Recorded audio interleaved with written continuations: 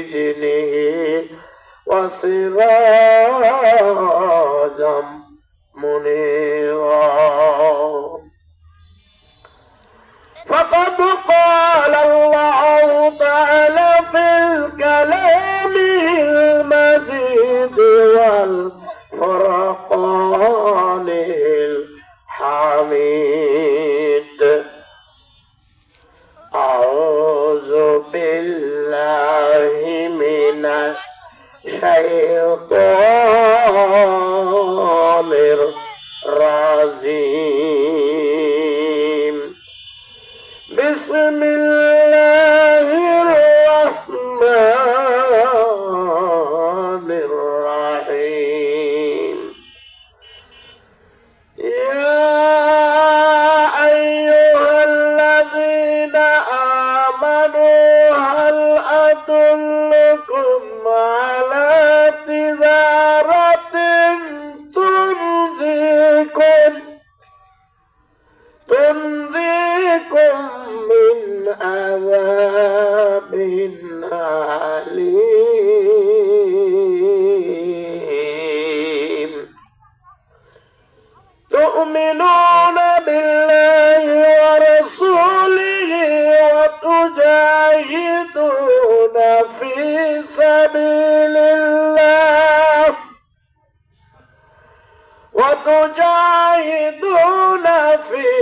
سبيل الله بأموالكم وأنفسكم، ذلكم خير لكم إن كنتم تعلمون.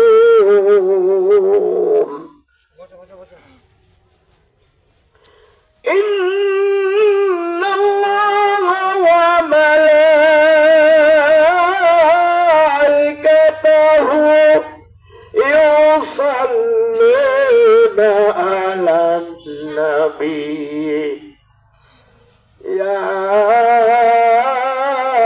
أيها الذين آمنوا صلوا عليه وسلموا تسليما.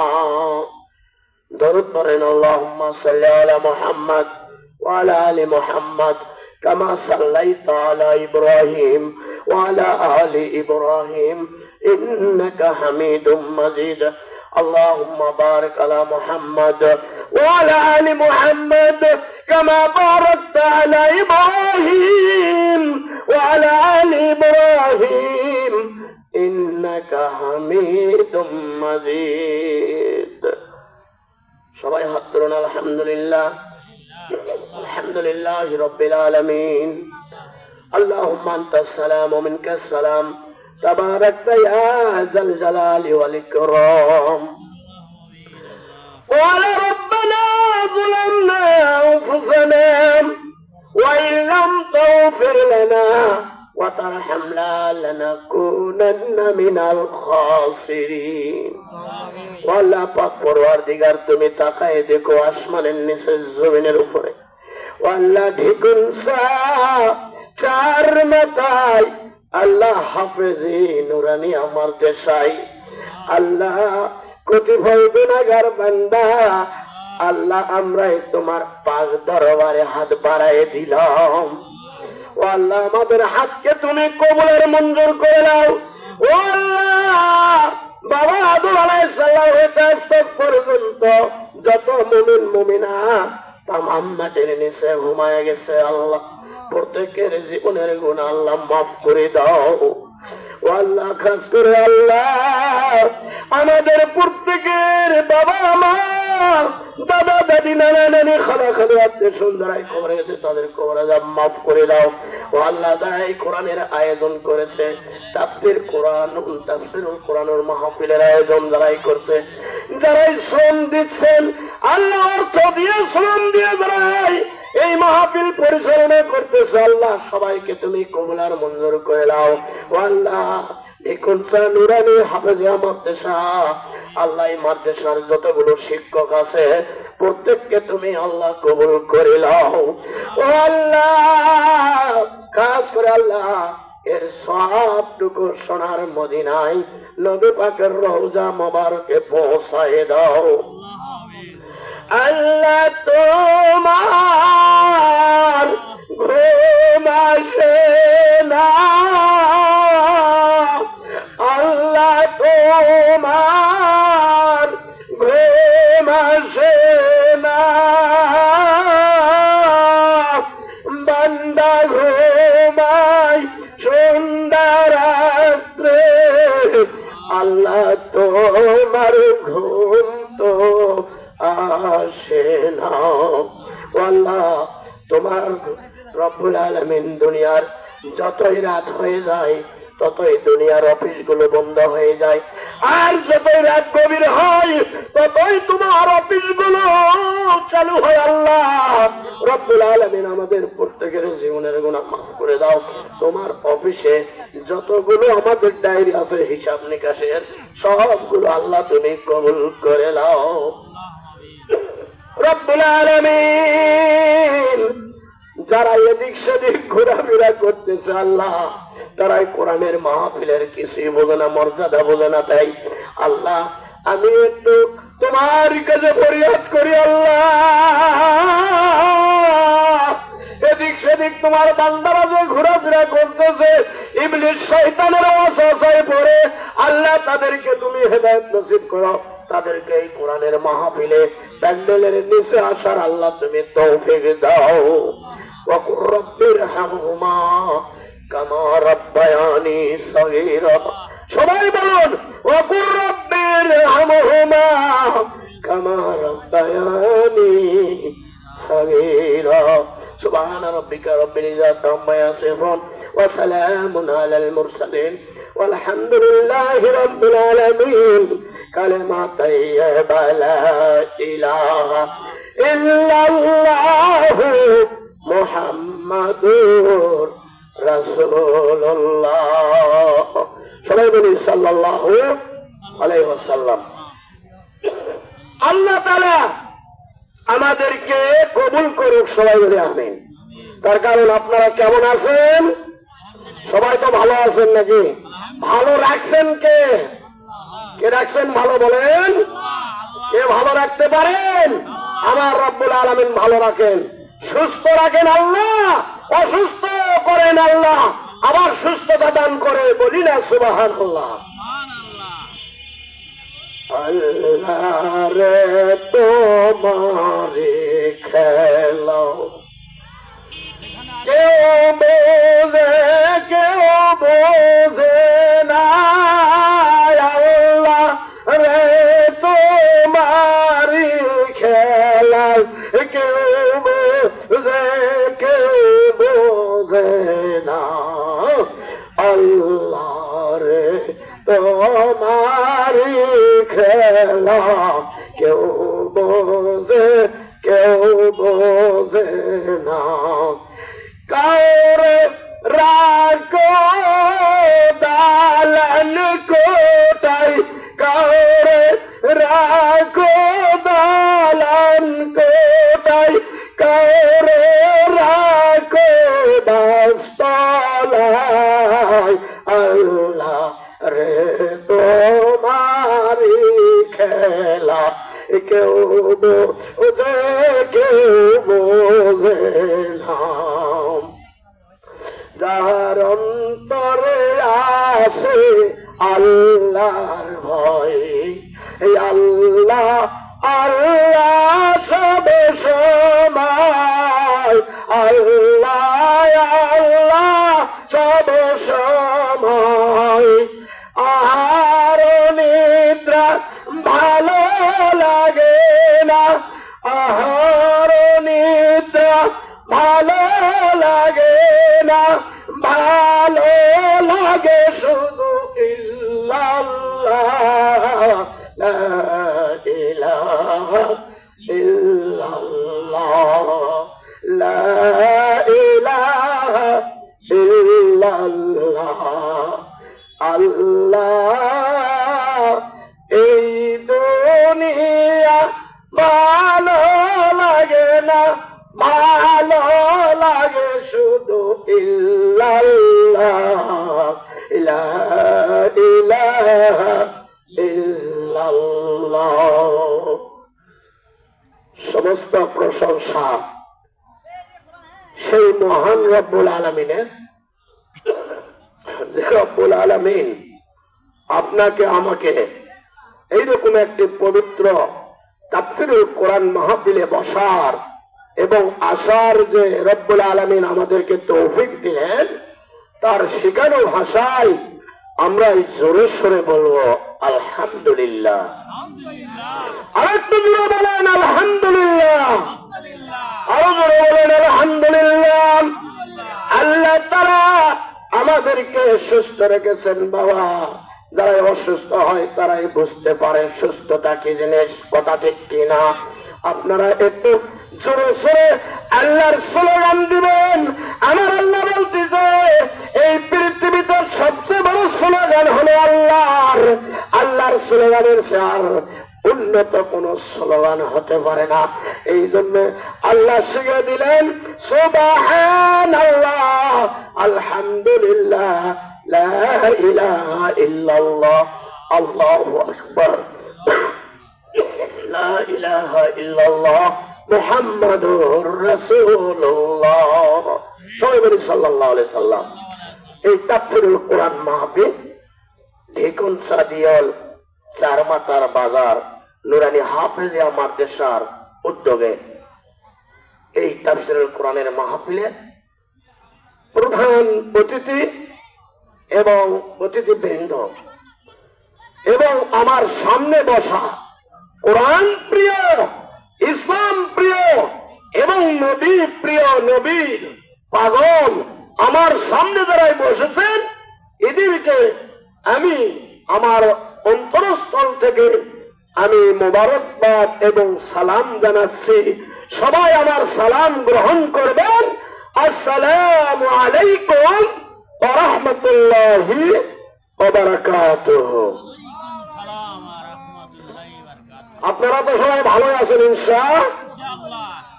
কিন্তু আমি একটু আপত্তি জানাবো, আপনারা এদিক সেদিক ঘোরাফেরা না করে ইনশাআল্লাহ দ্বিতীয় বক্তা, প্রধান বক্তা সব চলে আসছে। আপনারা কথা যদি কোরআনের শুনতে চান তাহলে কোরআনের মাহফিলের প্যান্ডেলের ভিতরে আসেন, এদিক সেদিক ঘোরা না করে লাভ নাই। আমার আল্লাহ তাআলা আপনি যে ঘোরাফেরা করতেছেন, বাজার নিয়ে ব্যস্ত আছেন, মেহমান নিয়ে ব্যস্ত আছেন, কিন্তু কোরআনের মেলা, কোরআনের মাহফিল লাগাইছেন, কিন্তু এদিক সেদিক ঘোরাফেরা করে কোনো লাভ নাই।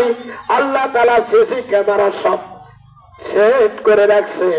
আপনি কিভাবে দুনিয়াতে চলাফেরা করছেন, উঠছেন, বসছেন, কোথায় যাইতেছেন, কি অবস্থায় আছেন, সব কিছুই আল্লাহ তাআলা সিসি ক্যামেরা দিয়ে আপনার ভিডিও করে রাখতেছে। কিয়ামতের ময়দানে আল্লাহ তাআলা বলবে, বান্দা আয়া ঢিকুন চাচার মতো নুরানি হাফেজি আমার দেশে তাফসীরুল কোরআন মাহফিলে তুমি গেছিলে, কিন্তু বাজারে ঘোরাফেরা করছো, কসমেটিকের দোকানে ঘোরাফেরা, চার দোকানে ঘোরাফেরা, কিন্তু তুমি প্যান্ডেলে আসতে পারো নাই। তাই তোমার এই কোরআনের মাহফিলের সিরিয়ালে আপনাদের কারো নাম নাই। তাই আমি অনুরোধ করব, আপনারা সবাই প্যান্ডেলের ভিতরে আসেন, কথা শোনেন, কোরআন হাদিস থেকে সবাই কথা বলবে, উন্নত মানের কথা, মূল্যবান কথাগুলো। আমার আল্লাহ বলছে, আরে বান্দা তুমি যা জানো তুমি সব কথাগুলো, একটা কথা জানলে কোরআন হাদিসের কথা অপরের কাছে পৌঁছিয়ে দাও।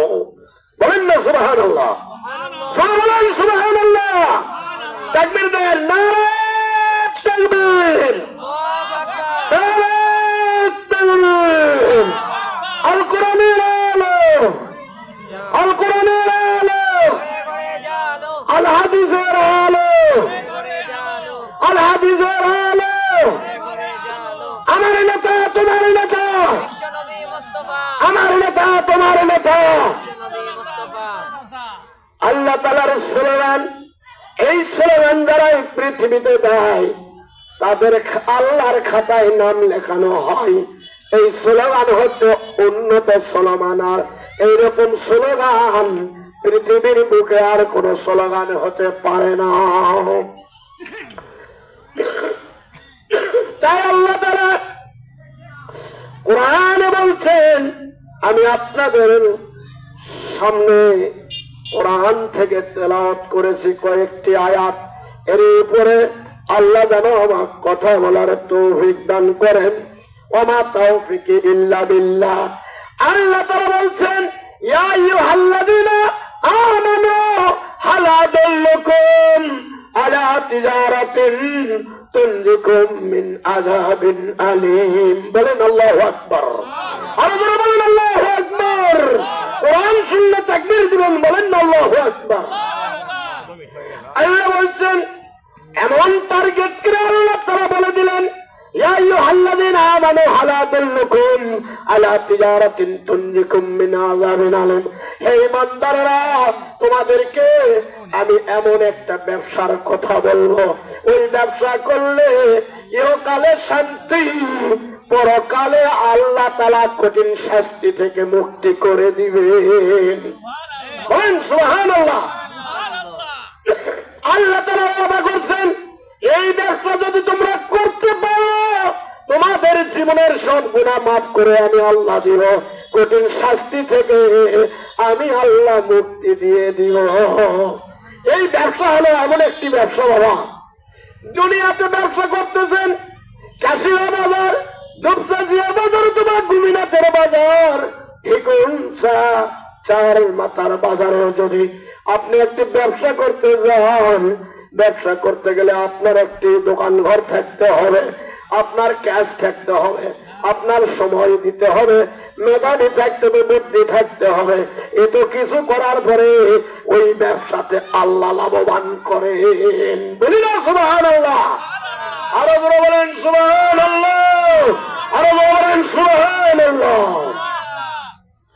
আল্লাহ তাআলা বলছেন, এটা হলো দুনিয়ার ব্যবসা ধরতে গেলে কয়েকটি পুঁজি লাগে। ও বান্দা শোনো, ও বান্দি শোনো, দুনিয়ার বান্দা বান্দিরা, আমার ব্যবসা যদি করতে পারো, কঠিন আযাব থেকে মুক্তি করে দিব। এই ব্যবসার কয়েকটি পুঁজি আছে। কয়টা পুঁজি আছে? আল্লাহ বলছে কয়েকটি পুঁজি আছে।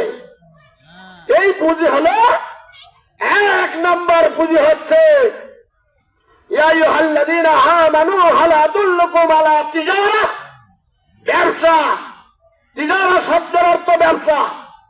এই তিজারা শব্দের কথা আল্লাহ বলছেন কোরআনে, এই ব্যবসা যারাই করবে তারাই কঠিন আযাব থেকে মুক্তি পাবে। কিন্তু দুনিয়ার কোন ব্যবসা নয়। আপনি এমন ভাবে জীবন দিচ্ছেন যে ছেলে মেয়ে বউ বাচ্চা কেউই সাথে যাবে না, কিন্তু আলু নিয়ে এমন লড়াই চলতেছে, 5,000 7,000 হলেও আলু লাগাবেন। এই আলু দিয়ে আপনার মিলাদ হবে কিনা আপনার গ্যারান্টি নাই। কথা ঠিক কিনা? কিন্তু আলু আলু আলু। কিন্তু আল্লাহ বলছেন, ফাইদা কুদিয়াতিস সালাত ফান্তাশিরু ফিল আরদ। নামাজ কায়েম করো, নামাজ প্রতিষ্ঠিত করো, নামাজ আদায় করো, এরপরে রিজিক সন্ধান করার জন্য জমিনে ছড়িয়ে পড়ো। বলেন না সুবহানাল্লাহ। আরো জোরে বলেন সুবহানাল্লাহ। এরপরে আল্লাহ বলছেন, তুমিনুনা বিল্লাহ, তুমিনুনা বিল্লাহ, আল্লাহর প্রতি ঈমান। কথাগুলো শুনেন। আল্লাহ বলছেন, এক নাম্বার ব্যবসা হলো তুমিনুনা বিল্লাহ, আল্লাহর প্রতি দৃঢ় বিশ্বাস। আপনার ঈমান থাকতে হবে আল্লাহর প্রতি। আপনি যদি মনে করেন আলু পরে লাগাচ্ছি হবে না, আপনার ঈমানের ঘাটতি আছে। আলু দিবেন কে বলেন না, জোরে জোরে বলেন। আলু কে দিবেন? আপনি আলু লাগাচ্ছেন, আপনি 10 মণ আপনি আলু, কিন্তু আল্লাহ তাআলা আপনার বিঘা প্রতি 70 80 মণ 100 মণ দিচ্ছে। বলি না সুবহানাল্লাহ। এটা হলো ঈমান। তুমিনুনা বিল্লাহ, আল্লাহর প্রতি ঈমান আনতে হবে আপনাদেরকে। আপনি ঈমান আনছেন আল্লাহর প্রতি, নামাজও পড়েন আবার পড়েন না, রোজা রাখেন আবার রাখেন না, রোজা রাখেন রাখেন নাই, কিন্তু লাল কাপড় দিয়ে পর্দা লাগানো আছে, সেই পর্দার ভিতরে যায় খাওয়া দাওয়া করেন। ও আমার আল্লাহর বান্দারা, ও আমার যুবকেরা, ও আমার মুরব্বীরা, আপনাদের কাছে প্রশ্ন, আপনি যদি ঘরের ভিতরে খান, পর্দা তো দূরে থাকলো, ঘরের ভিতরে খালে ওকে দেখেন? বলেন না, কে দেখেন? আমার আল্লাহ দেখেন। তাই লুকে খাওয়া লাভ নেই।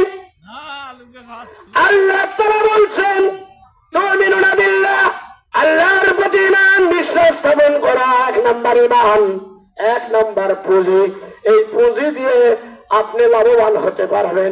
এরপরে তুমিনুনা বিল্লাহি ওয়া রাসূলিহি, রাসূলদের প্রতি ঈমান আনতে হবে। কার প্রতি? রাসূলদের প্রতি ঈমান রাখতে হবে আপনার। এরপরে আপনার তুমিনুনা বিল্লাহি ওয়া রাসূলিহি ওয়া তুজাহিদুনা ফি সাবিলিল্লাহ, আল্লাহর রাস্তায় জিহাদ করতে হবে। বিআমওয়ালিকুম ওয়া আনফুসিকুম।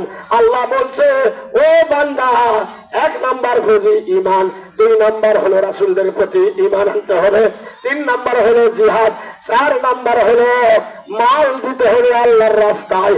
প্রয়োজন হলে আপনাকে জানতাও আল্লাহর রাস্তায় দিতে হবে। বলেন না সুবহানাল্লাহ, বলেন সুবহানাল্লাহ। আল্লাহ তাআলা বলেন, এই পুঁজিগুলো হওয়ার পরে লাস্ট পর্যায়ে আল্লাহ বলছে, ঈমান থাকতে হবে আমার প্রতি 1 নম্বর পুঁজি, 2 নম্বর পুঁজি রাসূলদের প্রতি ঈমান, 3 নম্বর পুঁজি হলো জিহাদ, 4 নম্বর পুঁজি হলো আল্লাহর রাস্তায় আপনার যত সম্পদ আল্লাহ তাআলা দিয়েছে রে বান্দারা, আল্লাহ বলছে, বান্দা, ওখান থেকে আমার রাস্তায় কিছু মাল দাও, প্রয়োজন হলে দান দাও। যালিকুম খায়রুল লাকুম ইন কুনতুম তা'লামুন।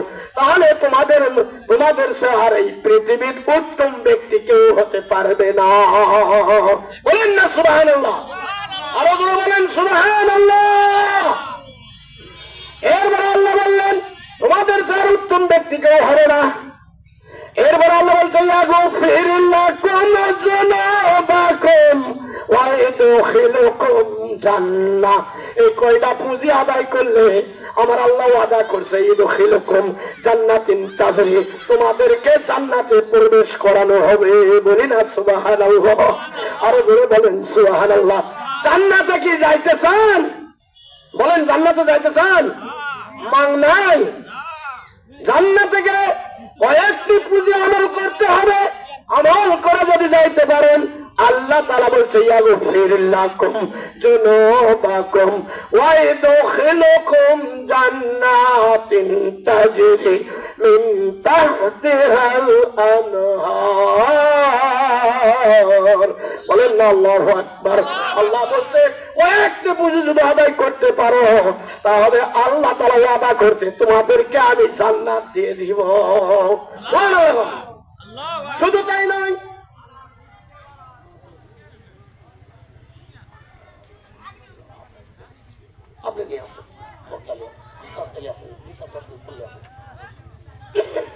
আল্লাহ তাআলা বলছেন, আমি তোমাদেরকে জান্নাতে প্রবেশ করে দিব। শুধু তাই নয়, আবার আল্লাহ বলছে, মাসাকিনা তাইয়্যিবাতান ফি জান্নাতিন আদন। বলেন না আল্লাহু আকবার। জান্নাতে আদন নামে একটি জান্নাত আছে।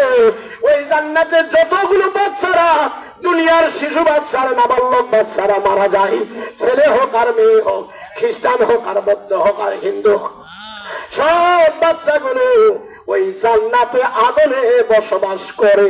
বলি না সুবহানাল্লাহ। ওই জান্নাতে আদনে দুইজন লোক বসে আছে স্বর্ণের চেয়ারে। একজন হলেন হযরতে ইব্রাহিম। বলি না সুবহানাল্লাহ। আর একজন হলে হযরতে ইব্রাহিমের স্ত্রী। 2 জন বাচ্চাদেরকে খেলাধুলা দেয়। এই 2 জনের কাজ হচ্ছে, শিশু বাচ্চারা মারা গেলে ফি জান্নাতিন আদন, জান্নাতে আদন নেই, আর জান্নাতে আদনে বসবাস করে পৃথিবীর সব নাবালক বাচ্চাগুলো মারা গেলে। এই জন্য আমি মা বোনদেরকে অনুরোধ করব, বাচ্চা মারা গেলে জোরে সোরে লাহাজানি করে কান্নাকাটি করবেন না। বাচ্চা মারা গেলে তো কষ্ট লাগবে, আমার বাচ্চা মারা গেলে কষ্ট লাগবে, আপনারা লাগবে, কিন্তু দুঃখ করবেন আর তার জন্য দোয়া করবেন। আল্লাহ তাআলা তাকে তো জান্নাতে আদনেই রাখতেছে, বলি না সুবহানাল্লাহ। এরপরে আল্লাহ তাআলা বলছেন ওয়ালতাকুম মিনকুম উম্মাতুন ইয়াদুনা ইলাল খায়রি ওয়া ইয়ামুরুনা বিল মারুফি ওয়া ইয়ানহাউনা আনিল মুনকার। আমার আল্লাহ বলতেছে, বলেন না আল্লাহু আকবার। আরো জোরে বলেন আল্লাহু আকবার। আরো জোরে বলেন না আল্লাহু আকবার। আল্লাহ তাআলা বলতেছে, আমি আল্লাহ তোমাদেরকে বলতেছি ওয়ালতাকুম মিনকুম, তোমাদের উম্মতের মধ্যে, তোমাদের মধ্যে একটি দল থাকতে হবে। সেই দলের কাজ হবে সৎ কাজের আদেশ করা আর অসৎ কাজকে বাধা দেওয়া, বলি না সুবহানাল্লাহ। আল্লাহ বলতেছে তোমাদের মধ্যে একটি দল থাকতে হবে, সেই দল হলো আল্লাহর কোরআনের দল, বলি না সুবহানাল্লাহ। কার দল? আল্লাহ।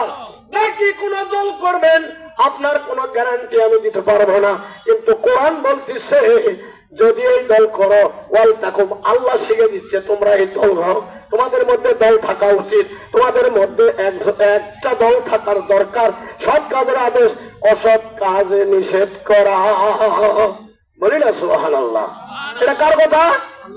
আল্লাহর কথা।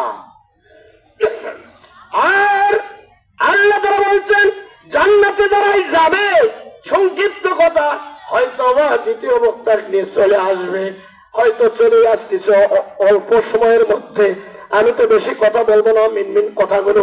জান্নাতে যারাই যাইতে চান কয়েকটি বুঝে আমল করেন আর জান্নাতে দাখিল হন, বলি না সুবহানাল্লাহ। জান্নাতে যারাই যাবেন, জান্নাতে ডান পাও দেওয়ার সঙ্গে সঙ্গে আপনার কি হবে, বয়সটা 33 বছরের যুবক হয়ে যাবেন, বলি না সুবহানাল্লাহ। আরো জোরে বলেন সুবহানাল্লাহ।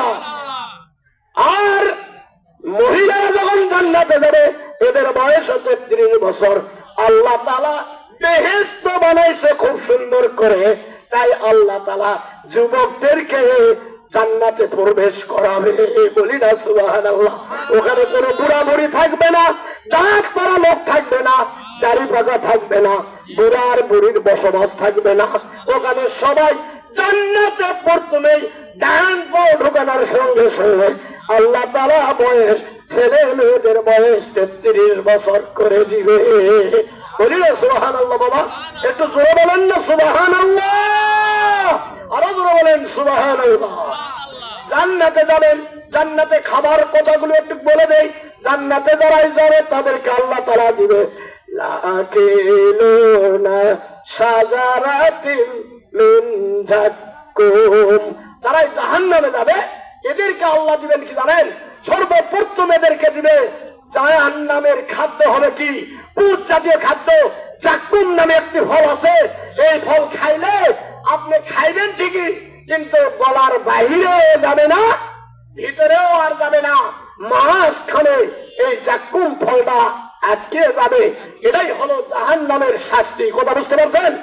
আর হলো পুত জাতীয় খাদ্য, আর হলো কি গরম পানি, ফুটন্ত পানি। এই পানি পান করানোর সঙ্গে সঙ্গে আপনার নারী ভুড়ি সবগুলো পিছনের রাস্তা দিয়ে সব বের হয়ে যাবে, বলি না নাউজুবিল্লাহ।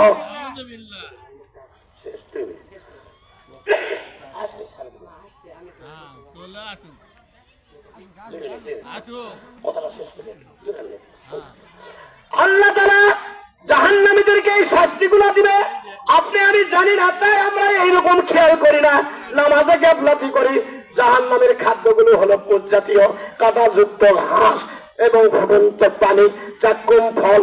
আর যারাই বেহেশতে যাবেন তাদেরকে আল্লাহ তাআলা সর্বপ্রথম মাছের কলিজা, মাছের ডিমের ভুনা নাস্তা করাবেন, বলেন না সুবহানাল্লাহ। আরো বলেন সুবহানাল্লাহ।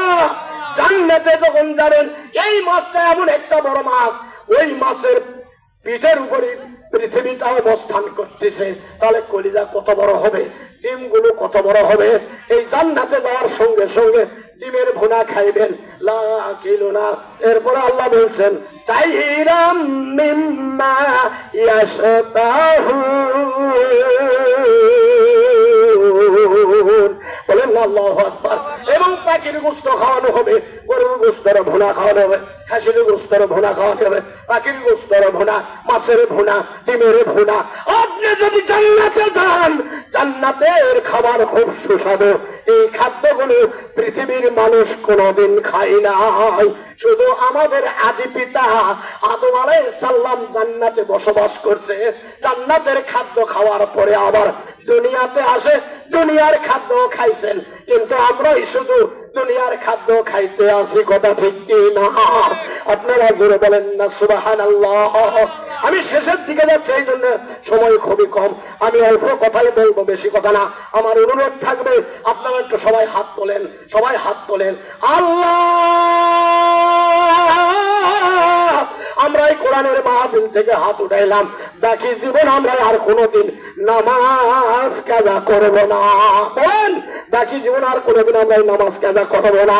আমরা কি করবো? যাকাত দিব, ওসর দিব, এরপরে না রমজানের রোজাগুলো আদায় করব সঠিকভাবে, যেটা আল্লাহ যেন আমাদের উপর খুশি হয়। হক হালালি ভাবে চলার জন্য আল্লাহ যেন তৌফিক দেয়, সবাই বলে আমিন। আর একটি কথা মা বোনদের ব্যাপারে বলে যায়, মা বোনদের আমল খুবই কম। 4টি আমল করলে আমার রাসূল বলছেন, রাসূলুল্লাহ সাল্লাল্লাহু আলাইহি সাল্লাম বলে দিয়েছেন, 4টি আমল করলে মা বোনদেরকে বেহেশতের 8টা দরজা দিয়ে, যে কোনো দরজা দিয়ে তারা বেহেশত যাইতে পারবে। বলি না সুবহানাল্লাহ। 1 নম্বর আমল মা বোনদের জন্য আমল হলো, 1 নম্বর নিয়মিত 5 ওয়াক্ত নামাজ আদায় করতে হবে। 2 নাম্বার হলো রমজানের রোজাগুলো সঠিকভাবে আদায় করতে হবে। 3 নাম্বার হচ্ছে স্বামীর হুকুম মতো চলতে হবে। আর 4 নাম্বার হচ্ছে তার চরিত্রকে সে হেফাজত করবে। বলি না সুবহানাল্লাহ। মহিলাদের জন্য 4টি আমল, কিন্তু 2টা আমল সহজ। নামাজ পড়ে, রোজা রাখে, স্বামীর হুকুম মানতে চাই না। কথা ঠিক কিনা? আপনি ডানে বলছেন, বামে যাবে, বামে বললে ডানে যায়, সামনে বললে পিছে যায়, পিছে বললে সামনে যায়। এই হুকুম আদায় করতে পারবে না, মহিলারা জান্নাতেও যেতে পারবে না। তার কারণ, এবং মহিলারা স্বামীর হুকুম মানতে খুবই কঠোর। তার কারণ আদম আলাইহিস সালামকে যখন বেহেশত থেকে পাঠালেন, পাঠানোর আগে রুমনি একটি সুন্দর হাওয়াকে সৃষ্টি করলেন। আদমের বাম পাদর কাঁদির থেকে, সবচেয়ে উপরের কাঁদির থেকে তাকে সৃষ্টি করা হতো বাঁকা। এই জন্য মহিলারা সব সময় বাঁকা থাকে। আমি মহিলাদের জন্য অনুরোধ করবো, আল্লাহ তাআলা যেন আমাদের সবাইকে যেন কি করেন, তৌফিক দেয়। সবাই বলে আমিন। মা বোনেরা 4টা আমল করে যেন জান্নাতে যাইতে পারে, মা বোনদের জন্য আমি দোয়া করি, আল্লাহ যেন তাদেরকে কবুল করে। সবাই বলে আমিন। ওয়া আখিরু দাওয়ানা আলহামদুলিল্লাহি রাব্বিল আলামিন। আসসালামু আলাইকুম ওয়া রাহমাতুল্লাহি ওয়া বারাকাতুহু।